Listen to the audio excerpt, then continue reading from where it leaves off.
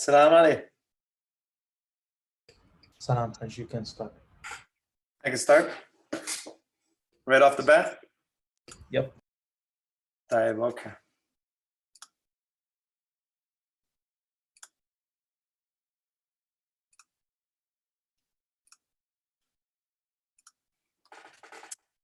All right, guys. Assalamu alaikum, everyone, and hope everyone's having a great Ramadan. I love these days, these nights. They're just really amazing. So overall, I just want to start by really just thanking everyone for tuning in on a daily level. And the feedback has just been amazing. It's been awesome. I promise I'm going to do my best to get you whatever information I have. It might, in terms of why I've gone through my experiences, my years, and try to, build that mental toughness, get you to be a little stronger and get you to be somewhat mentally tough, build that mental muscle and kind of take yourself to the next level. So if you've been tuning in, the first night we really talked about the essence of what it takes to be that person that can take things to the next level. And we talked about discipline and self-discipline, what that means. I'll give you something very simple that Imam Ali alayhi salam says about self-discipline. He says, Al-amali bin-nashati wal-kasal, to do what I have to do, whether I feel like it or not. If I'm lazy or I'm energized, I still have to do what I have to do. So we talked about that the first night. Second night, we talked about self-confidence and how that's built.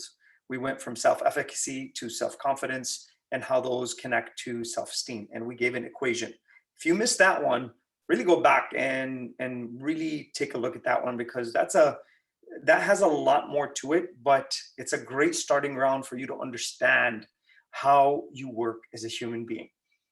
Tonight, I want to take us through the mix, maybe in the next couple nights.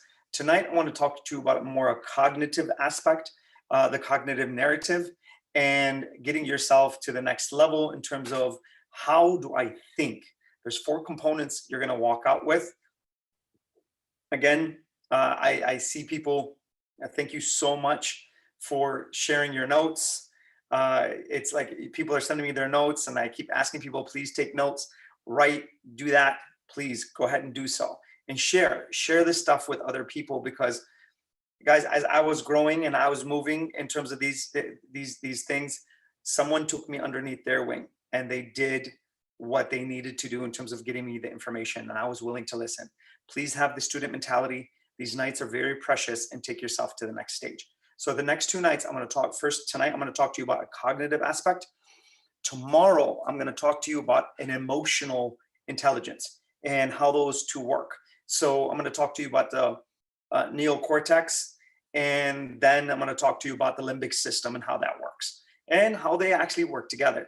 So we're going to go back and forth in terms of that, but today is about mental, tomorrow is about emotional. Then after that, the next night, so the next 3 nights, please, if you're watching right now, don't miss the next 2 nights, because there's going to be a connection. There's going to be connections in terms of those 3 presentations. Mental toughness tonight, emotional intelligence tomorrow, and after that, the building of character and how you get yourself to the next stage.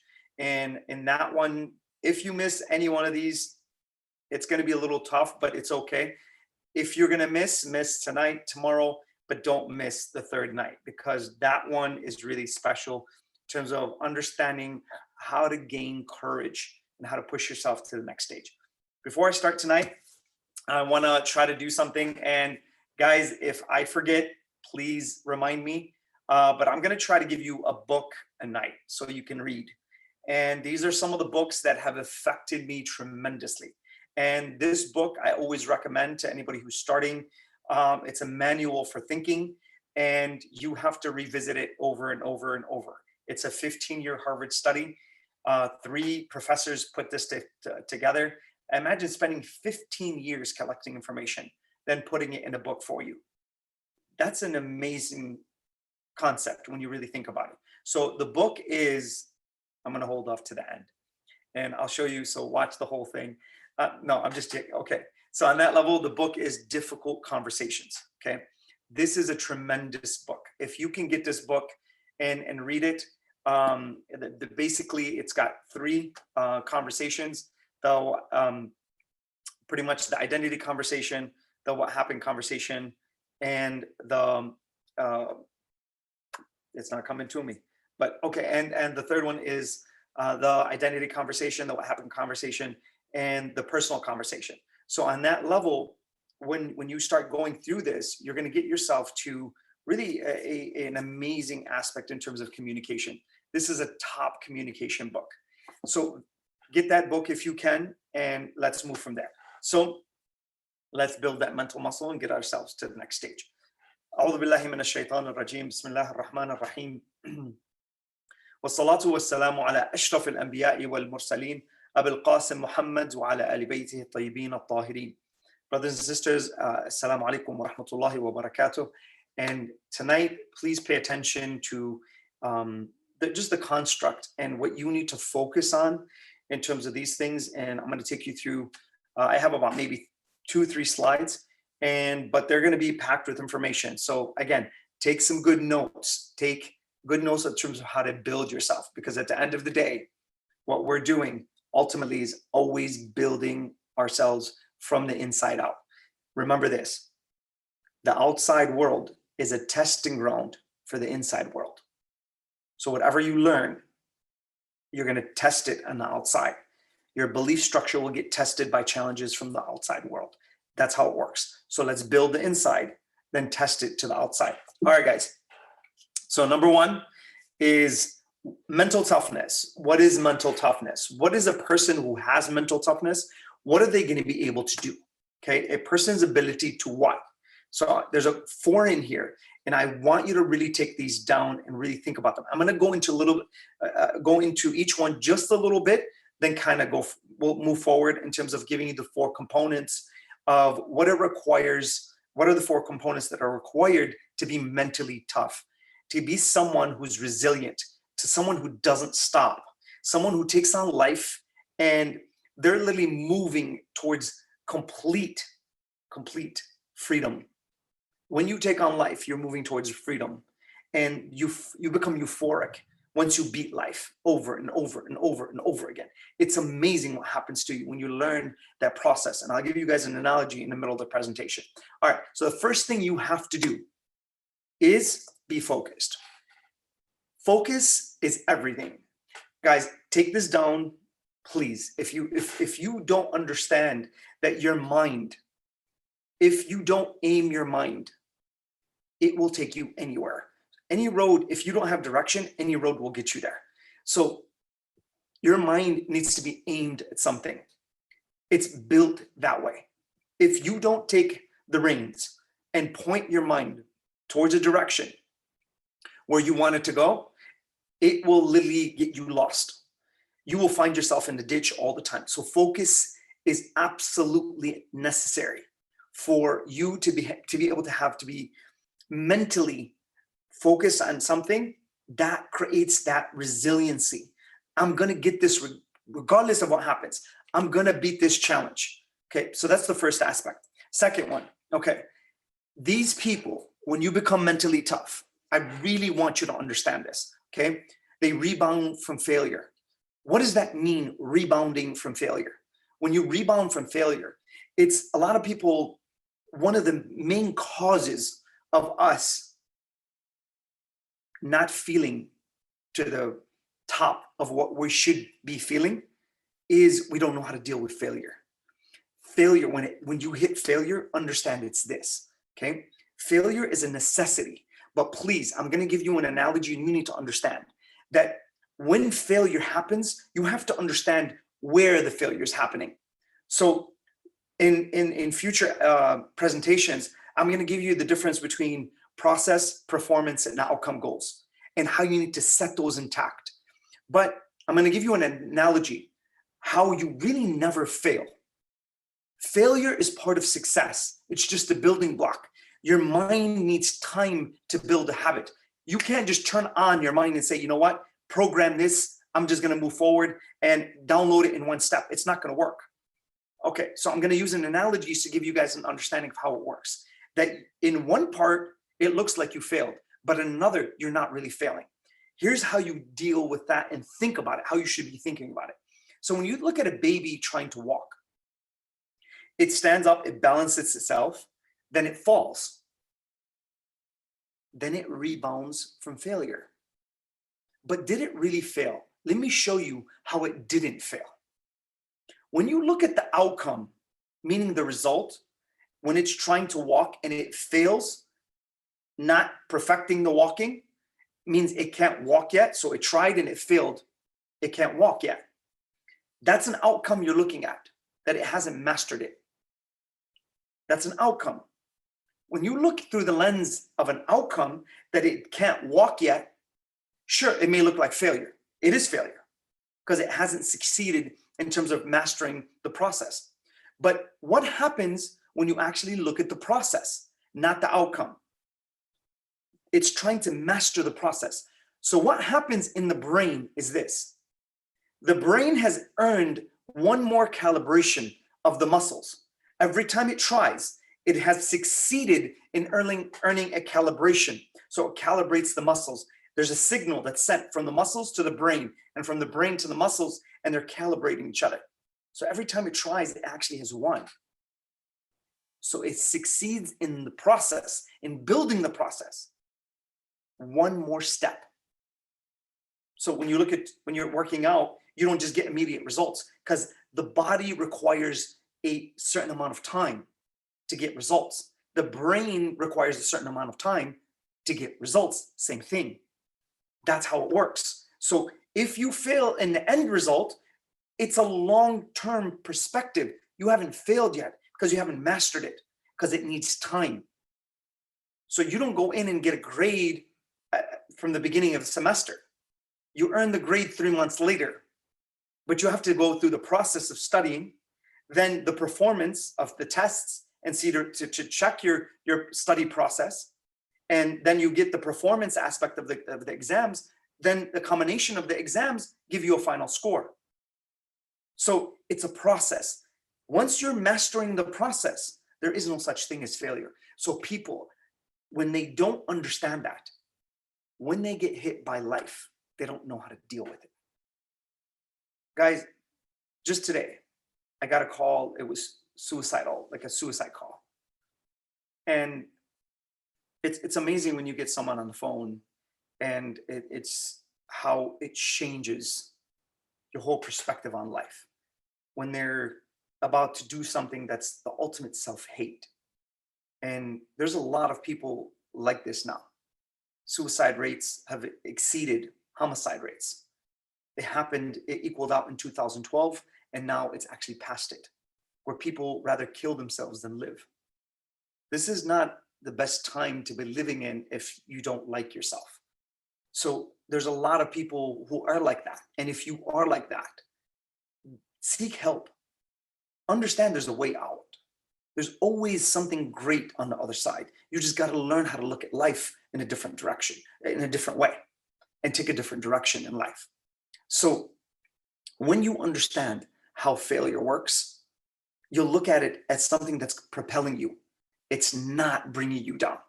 Okay, so I'm just going to leave it at that, and I'm not going to go into it any further, but really think about that one. Okay, the other thing, they cope with pressure. What does that mean? When everything is on the line. Let's say you're a person that can take the last shot in the game. You can cope with pressure. Pressure is a lot of responsibility that is put on your shoulders, and you have to walk sometimes on razor blades while carrying that pressure. That's not easy. Think of Imam Hussein alayhi salam. When he's called out to reach his maximum potential, Imam Hussein alayhi salam's own maximum potential, he had to go through Karbala. Regardless of what would happen to him, his cause is greater than the value of his life. That means his principles are intact. He stands up and he's committed no matter what. No matter what I have to sacrifice, no matter who I am, my principle succeeds anything else. That's strength, that's power, that's being able to stand in front of a challenge that's monumentous. It's bigger than anything that anyone can handle. That's why Imam Hussein alayhi salam, almost 1400 years later, has millions of people visiting him. Why do they visit Imam Hussein alayhi salam? It's because of principle. His principles live on. His cause lives on. Be and know your cause, your why. And your why has to be greater than you. Your cause has to be greater than you in terms of value. It has to exceed you as a person. That's what cause is. That's pressure. When you come and you build yourself slowly, you can deal with larger amounts of pressure. You can deal with responsibility at a greater level. And then even when it comes down to your life, you're willing to put your life on the line for your cause. That's a why. That's what you want. That's the flag you want to stand under as a person.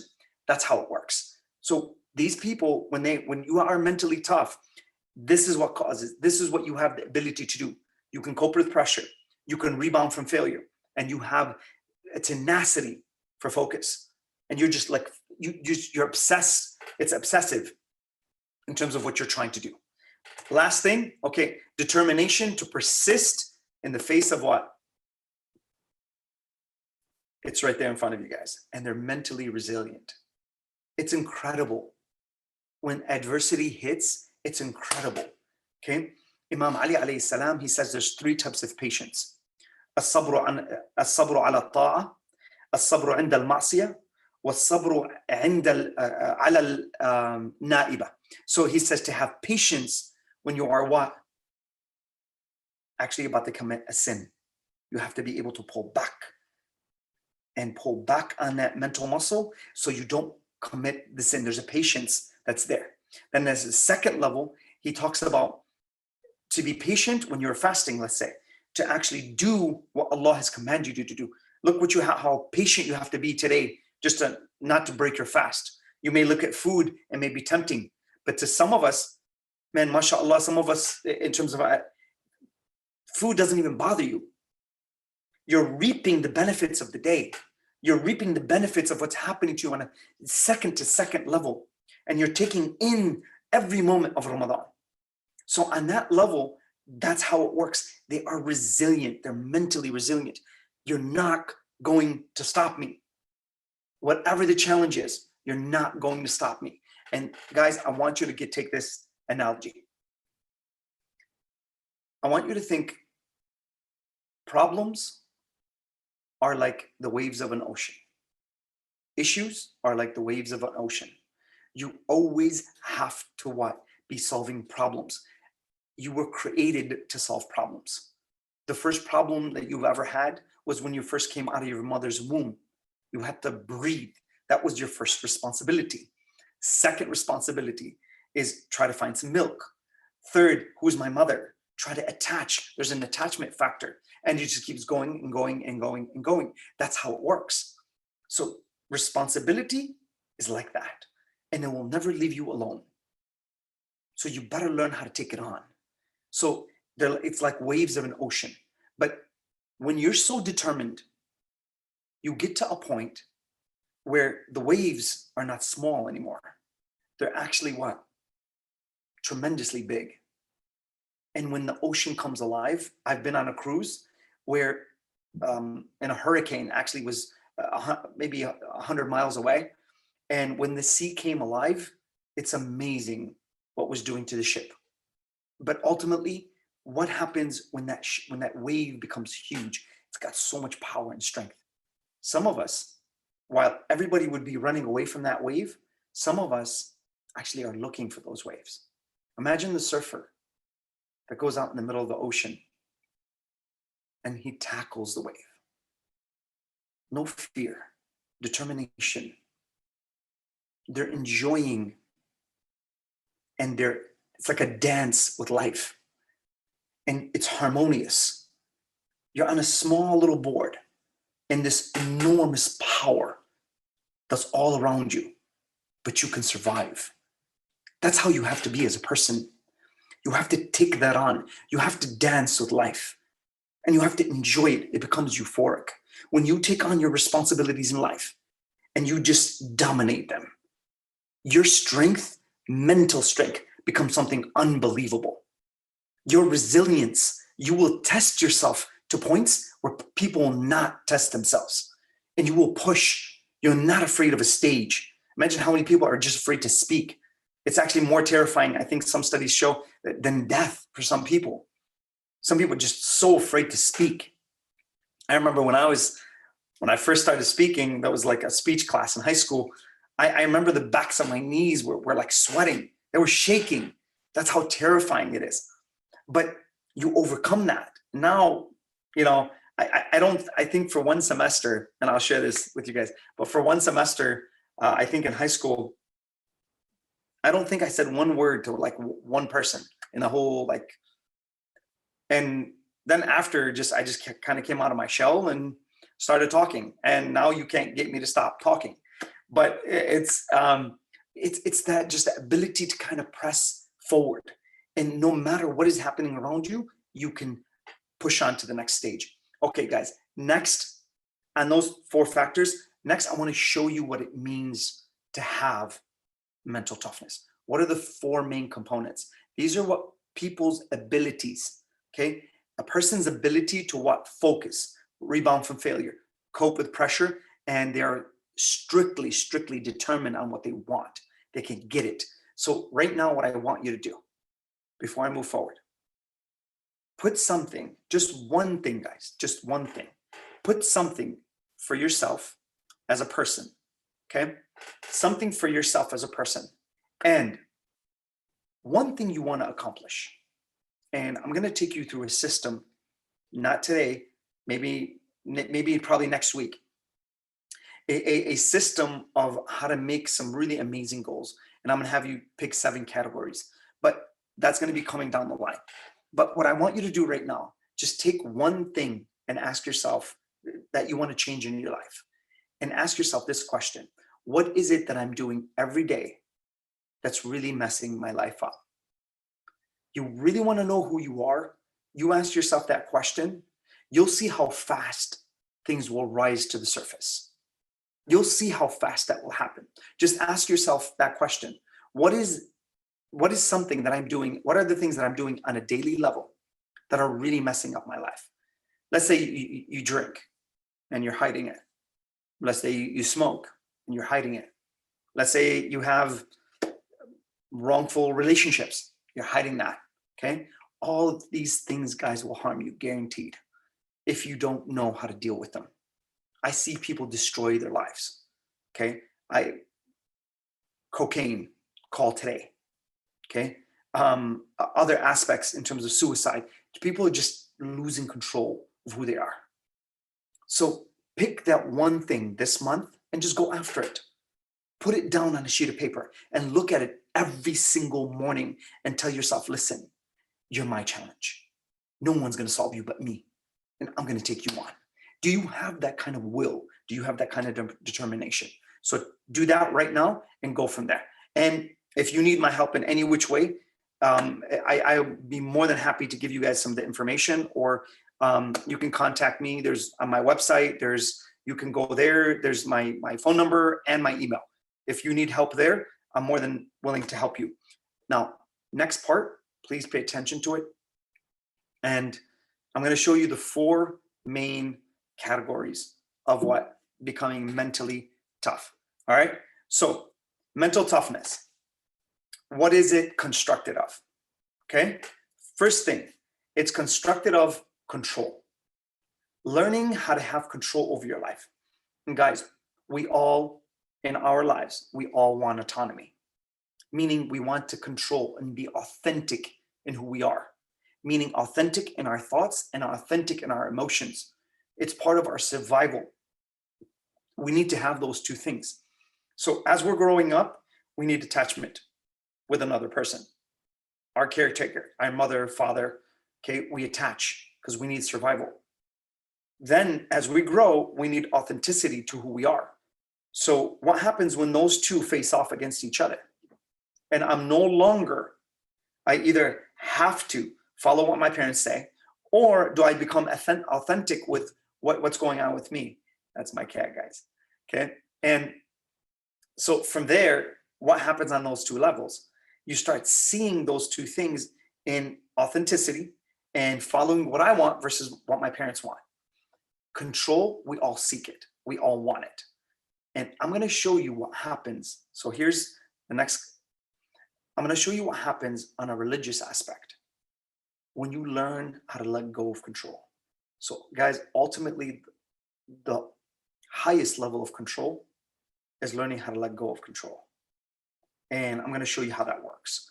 But it's the capacity to feel and act as if one could influence a situation. So what happens when we can't influence a situation? How do we feel? We feel like we can't do anything about it. And there's a tendency, by the way, we go to emotional coping and we start crying. So when someone starts crying, they feel like they can't influence the situation. That's one of the signs of losing control, is tears. Now, what happens here is very important. And you guys gotta understand that. And please, if the cat is distracting you, just let it be, okay? It's just a cat. But on that level, here's what I need you to understand. I want to take you to a small story and I'm going to move forward. And I want you to think of Musa's mother, alayhi salam. And when she as a person was confronted with a tyrant, someone who could not, literally after her son. So I want you to imagine the connection between a mother and an infant and a child. I want you to think about that. I want you to think about when something is so incredible in terms of the attachment aspect. Now, I really want you to think about some of the facts in terms of the story. And the story is in the Quran. If you want to find it, you can. But think about when Musa's mother, alayhi salam, has that attachment with the child. And most people, what would be the same thing to do? To put the child in the open, or to actually what? Put it in the open, or to actually do what with it? To hide it. Most people, most mothers, what would they do? They would hide the child. But once you realize that you can't protect your child and you can't protect the child underneath your own power, what's going to happen? You really got to understand that there's a faith aspect. I'm scared. And she walks up. I want you to think about this. She's walking up to the actual river. She puts the baby in a basket and she walks up to the river. Does she still have control over the baby? Yes, she does. And on the second level is what? She gets to the bank of the river. Now, when she gets to the bank of the river, does she still have control over the baby? Yes, she does. The third level, she puts the baby in the water. And I want you to think about at that moment when she lets go and she actually pushes the baby away. She's saying, Ya Allah, you control everything. I'm underneath your control. This baby is underneath your control. I cannot protect it from the evil that exists in this world, but I know you can. That's the epitome of faith. You having that kind of strength in terms of that belief and that connection to Allah Azza wa Jal. That is security. That's the ultimate security. No one can touch you if you get to that level. Why? Because that security and that safety will not allow anything in terms of fear. When Allah Azza wa Jal says, He says, my universe and my earth cannot contain me except the heart of a believer. The containment of Allah is inside you. His fingerprint in your own heart. He's already there. وَاعْلَمُوا أَنَّ اللَّهَ يَحُولُ بَيْنَ الْمَرْءِ وَقَلْبِهِ. Know that Allah is in between you and your heart. Understand that. That's the ultimate security. Money can't give you security. Your health can't give you security. Nothing on the face of this earth, an attachment to someone else can't give you security. It's only Allah who allows that security to sit in your heart. And security leads to calmness, peacefulness, every other great emotion that you want to feel. That's the security you want to seek. So if there's a void in your heart, plug it in with Allah's security. Why? Because Imam Ali alayhi salam, he says, seek security through two things: patience, as-sabr wal-yaqeen, patience and certainty. Patience, I just described. Certainty in what? Certainty, understanding that Allah has control over everything. Your problem is something very small and minuscule to Him, that He can remove it at any second. And His mercy encompasses everything. Allahumma inni as'aluka bi rahmatika allati wasi'at kulla shay. I ask you by what? Your mercy that has encompassed everything. Allah has ultimate control. Your job is to submit to His will. And once you do that, and your head goes into sujood, and as soon as it touches the ground, which is your turba, okay? That's the most powerful position on the face of this earth. Why? Because you just expanded your control. You connected your Wi-Fi signal. It's where the finite meets the absolute. When you submit, you don't go down, you actually rise. That's how it works. If you can get your heart to understand that and download that emotional code, what happens in your salah? What happens when you fast? It's euphoric. It's literally euphoric. When you let go of that control, that's taslim. And Allah Azza wa Jal, you're saying, my responsibility, Ya Allah, I cannot handle. I'm putting it back in your hands. And then you have rida in your heart. That Allah, whatever you decide to do, I'm okay with. I'm comfortable with. Whatever the result is. Imam Hussein alayhi salam says, this has become easy on me because it's for Allah. Whatever I have done, whatever has happened in front of me, it's for Allah. Now what happens to Musa alayhi salam? He is found, he's brought to Pharaoh, Pharaoh's wife. She says, I want to keep him.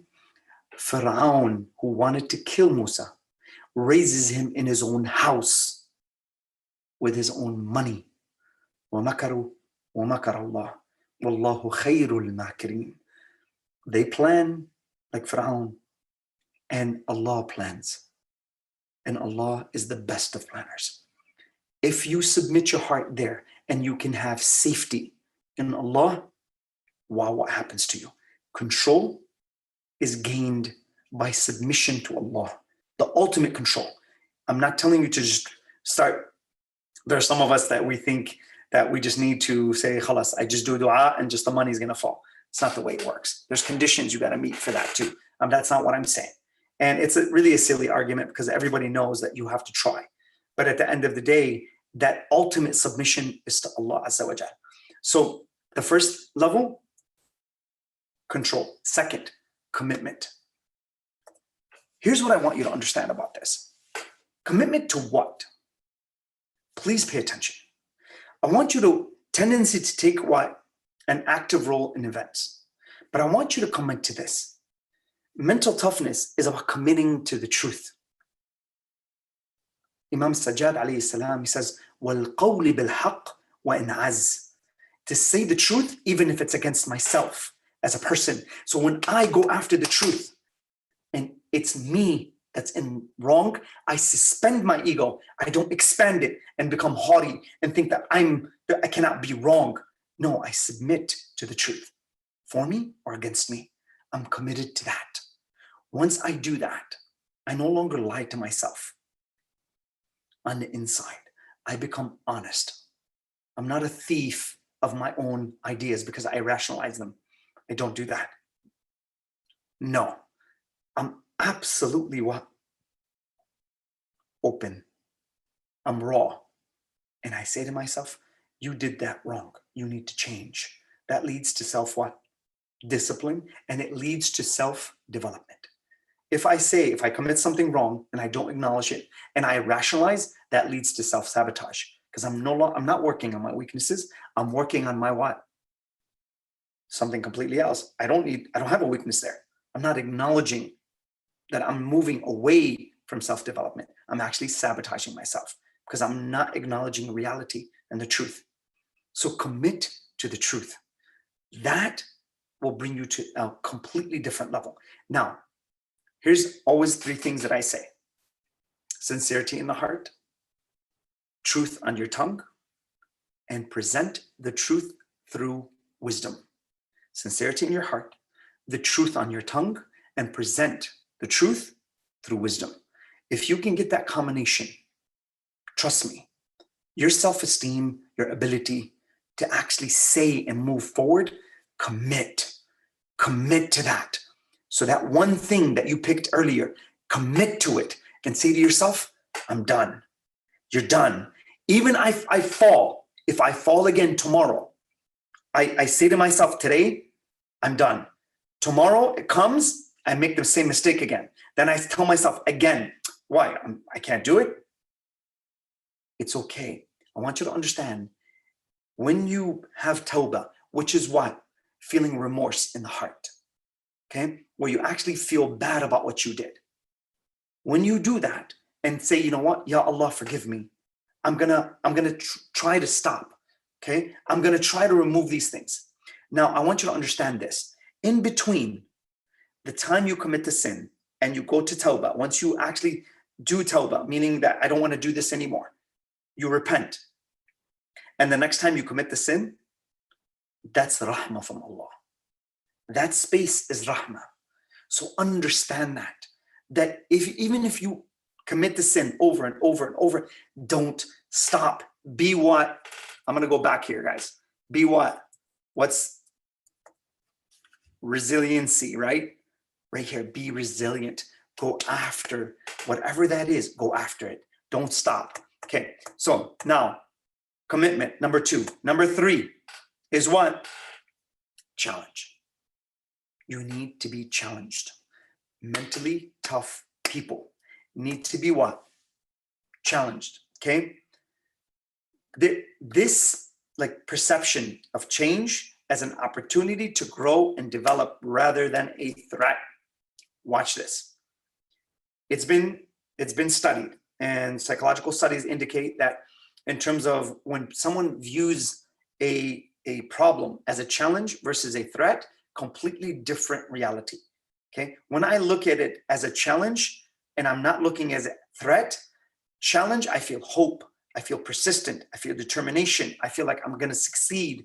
I'm willing to take it on, I'm willing to step up to the challenge, and I can deal with the pressure. What happens if I look at it as a threat? I'm going to back off because I'm fearing loss. This leads to anxiety, depression, and what did we talk about yesterday? That cortisol release. That's what's going to happen. You're going to release cortisol. And once you release cortisol, you're going to be higher levels of anxiousness. Now, what happens when you do this consistently, as we talked about yesterday? Your mind now anticipates the amount of stress it's going to release for you in the next event. And if you're consciously stressed, guess what? Your mind is going to understand you, and you're always going to be on high states of alert, and you become a paranoid person. That's the result. So versus calmness, and then when you can take on challenges of life. Guys, the biggest problem I see is the person, when they are depressed, when they are not doing what they need to do, is they haven't been taught the discipline to take on challenges in life. They don't have the tools to take care of it, to create success beyond the challenge. They look at the challenge and they run. And they have triggers, they develop triggers where anytime their fight or flight system, it turns on. Once they see a challenge, it turns on. And now I'm a victim of life. Everything is unfair, like we talked about yesterday. Everything's unfair. So they look at challenges as threats. They don't look at them as an opportunity to grow and what? Let me get this out. To grow and develop. And we talked about challenges and the way they work. We talked about it yesterday. We talked about taking on the biggest wave while everyone's running away. You take on the ocean, and it's a dance with life. And when you hit it right and you can ride the wave, it's incredible what happens to you because you're riding the wave of life. And this is how you get true success. It's to really understand yourself as a person. Your mental toughness has to be geared towards the inside and telling the self no. وَأَمَّا مَنْ خَافَ مَقَامَ رَبِّهِ وَنَهَى النَّفْسَ عَنِ الْهَوَى. We talked about that not too long ago. Okay, so now challenges. Okay, so number one, control. Learn where true control is and how to release it. Okay, number two, commit to the truth. And number three, challenges look at it as a challenge and an opportunity to grow, not as a threat. All this will create a certain calmness when you are faced with not one, not two, not three, not four, not 10. You can raise the bar as high as you want. I can take on any amounts of challenge that you put in front of me because I know how to deal with it. Sometimes, guys, life bombards us with not one challenge at one time, many challenges, and we can't take on life. We feel like we're going to collapse. This is where depression sets. This is where other things set. Something is taken away from us. We feel the loss. We feel like it's sucking in our lungs and we can't breathe. This is where you have to rise. Inna ma'al usri yusra. Within hardship, there is ease. Allah is going to bring that to you. La yukallifu Allah nafsan illa wus'aha. Allah is not going to burden you beyond your capacity. And we said yesterday, Inna Allah la yadlumu an-nasa shay'an, walakinna an-nasa anfusahum yadlumun. Allah does not burden a soul beyond its capacity, or He doesn't oppress people in terms of even an ought. Allah's justice system is 100%. Allah does not falter in His justice. We falter in our judgment towards His justice. We say, Ya Allah, why are you doing this to me? Please don't say that. Please, I'm not going to go into it, but please understand what you're saying. You're judging Allah's justice. When He is the one who's created you, understand what you're saying before you say it. And if you do it, it's okay. Sometimes it comes out of anger. Sometimes it just, you're in the middle of things and they're like, please, Ya Allah, help me. And He's not answering you. But you think He's not answering because it's your own judgment that's at fault. Please understand that. Don't go too far where you hurt yourself while asking for help. Don't do that. Ask with submission. Ask with a lofty heart. Ask with a smile towards Allah and accept it. Like Imam Ali alayhi salam says, he says, if you were to put me in the pits of your hell, I will still call on you because your hell is still mercy. I'm not going to go into that. That's a whole nother discussion, but understand that. The last thing, guys, is this, okay? Confidence. We talked about that yesterday, okay? And see how all these connect, okay? Strong sense of self-belief. Mental toughness, the epitome of mental toughness is confidence. And we talked about that a little bit, but confidence in what? Like I told you earlier, it's confidence in Allah Azza wa Jal. Athiqatu billah.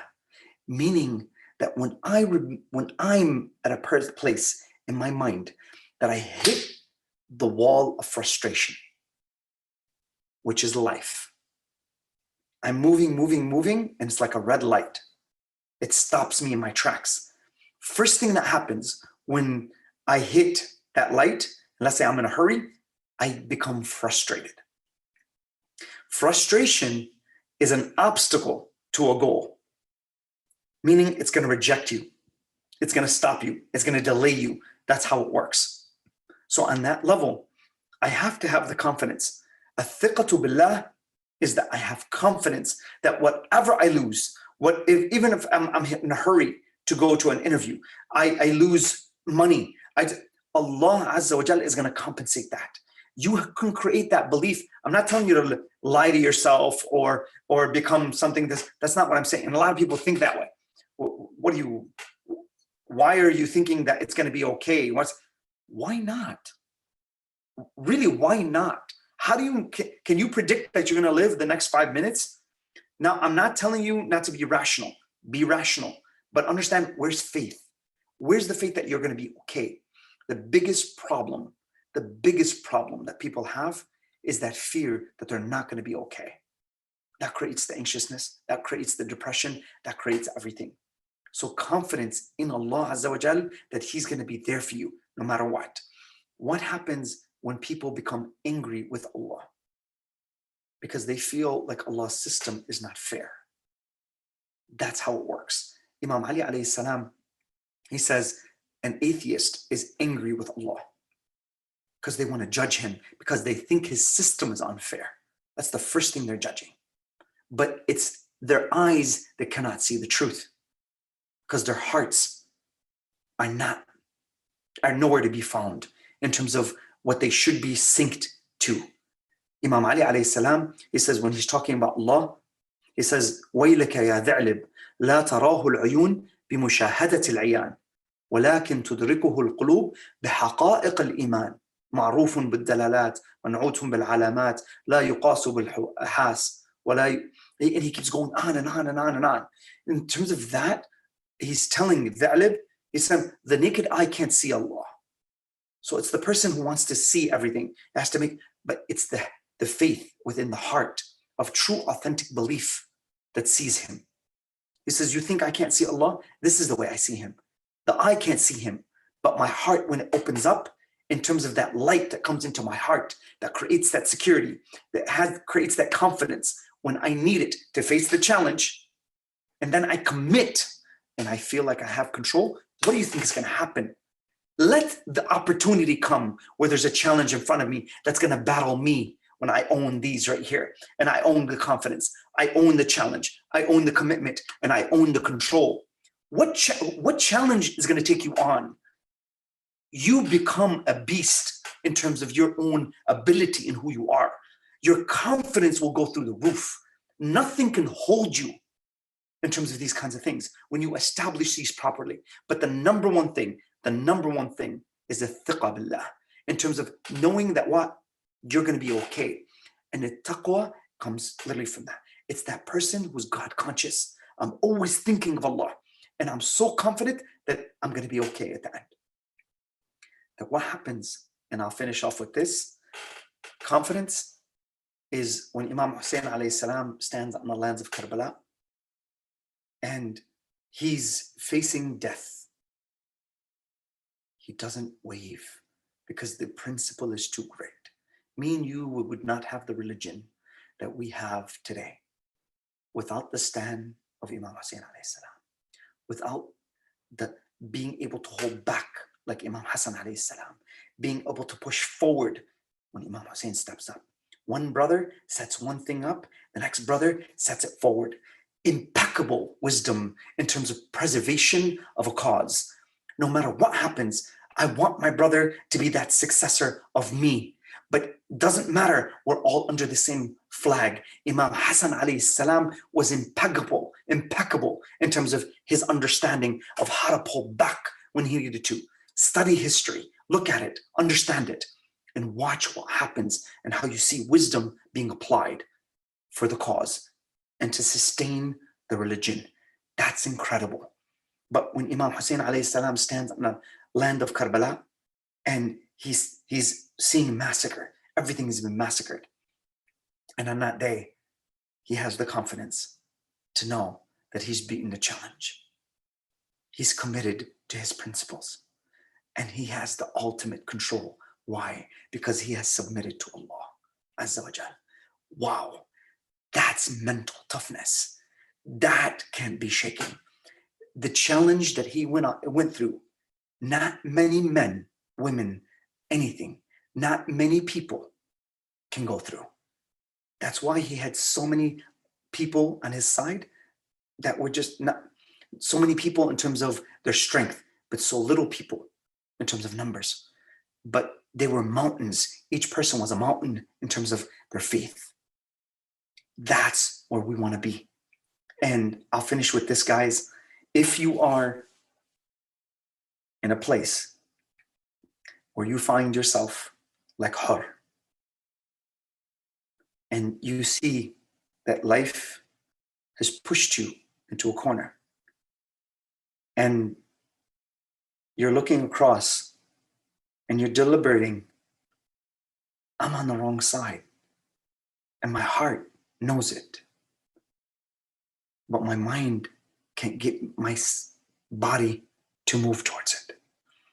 I want you to think of that decision that Har had to make. One decision. How much mental toughness did he have to have when the confidence, the challenge that he was facing, the commitment that he had to make, and the control that he needed to have over his own emotions. That he says to his companion, I'm picking between heaven and hell. And I want you to think of that decision. Those 2 inches between back of his foot and the horse. I want you to think of that distance. That's all his foot had to move to kick the horse to go across. How far is that distance for so many people that we can't do it? We can't. Why? Because we don't have that toughness. We don't want life. Take on life at that level. I guarantee you what's on the other side are emotions you've never touched. The emotions that are on the other side of that distance of that 2 inches. Kick your horse and watch what will happen in life. You want to see freedom of your soul like Har? Make that decision and make it now and say, there's no way this life is going to beat me because I'm me. I'm made and I'm a creation of Allah Azza wa Jal. You know how precious you are as a person when you are the creation of Allah. As a comparison to Allah, you're nothing. Fir'aun thought he was something. Look what happened to him. But as a creation of Allah, you are a universe, as Imam Ali alayhi salam stated. So please take the control, commit, have the confidence, okay, to take on the challenge and commit to it, and then move and give the control to Allah and have Him guide you to where you need to go. Guys, I want to thank you for listening. This is, again, for me, I'm honored to be here. I'm going to say again here, Difficult Conversations, get the book. It's an excellent book, 15-year Harvard study, and make that commitment to yourself to better yourself. Download the mental code, get to the emotional code, where then you can make the right decisions and push yourself and drive yourself towards the right things.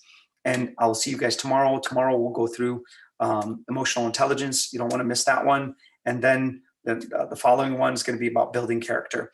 So please, guys, don't miss those two. Again, take good notes and send me your notes if you want to. I'm very open to it. Thank you guys for watching. Again, the feedback's been great. And if there's any suggestions that you guys want to see, maybe over the next 30 nights or 20, 24, 25 nights in terms of what's left of Ramadan, make your suggestions. I'm more than willing to entertain them. And if there's any questions, please send them in terms of, you could go to the website. Like I told you, I am directly on our broadcast in terms of Mainstay. And please, guys, support whatever you can. These organizations are just amazing. And I tell you that because I'm a product of these organizations. And they are just truly amazing in terms of what they do. And when a person falls in the river of life and they can't get themselves out, they pull their hand out and they give them that. So please support. It's not, it doesn't have to be financial. It could be your time. It could be your thoughts, your ideas, your feedback. That's what we look for. And I'm grateful and thank you. And I'll see you guys tomorrow.